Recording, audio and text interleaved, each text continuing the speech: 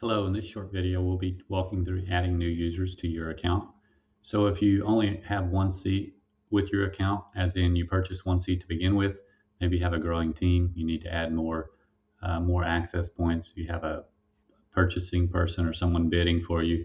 Again, you can purchase more seats, you can talk to your sales rep, you can find his contact info on our website.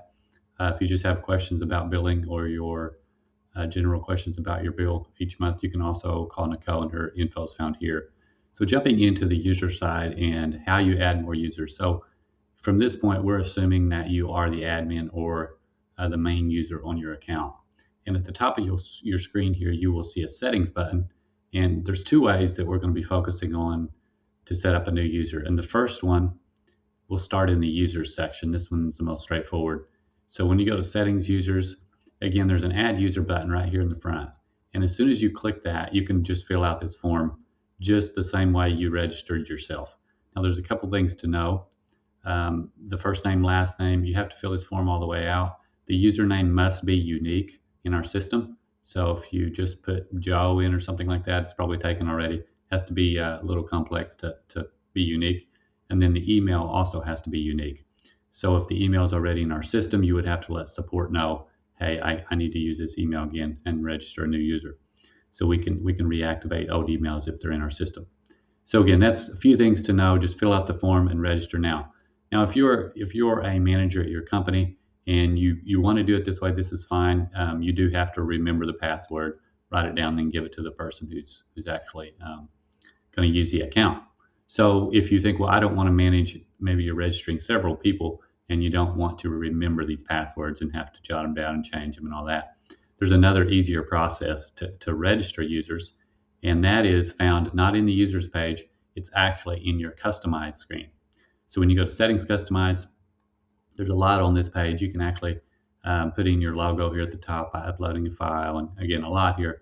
We're not focusing on that. The only thing we're focusing on is this link right here.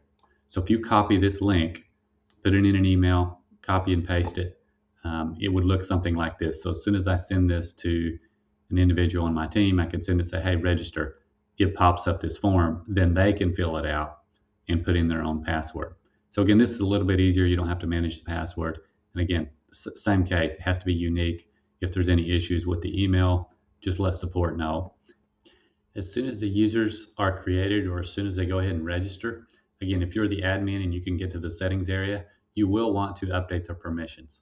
So again, if depending on the use case, they may not have every single permission. So when you go to settings and you go to users here at the top, you will be able to see all the permissions for everyone on your team. And it can be a trial and error process, but if you start to get familiar with these, they make pretty much not too hard to figure out. Most of these are defaulted on the way they should be, as in the standard user permissions, porches, lean-tos, all those are on. And then the things like pricing, those are off by default. So the more admin type controls are off. So you will have to turn those on. The one question that comes up a lot is as soon as someone creates a new user, they call support saying, hey, my new user can't see all our old jobs. Well, you have to make sure you turn on the view builder and view distributor jobs if it's jobs as in a builder or if it's jobs just in your main account. So in order to see all the jobs on your level and below you, you have to have these two here on.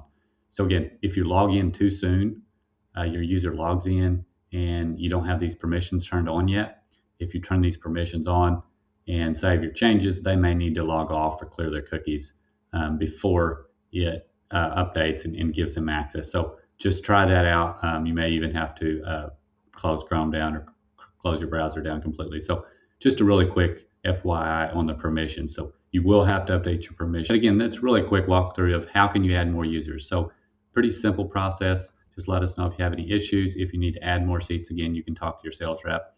You can reach him here. If you just have questions on your bill, Nicole's available on this line here.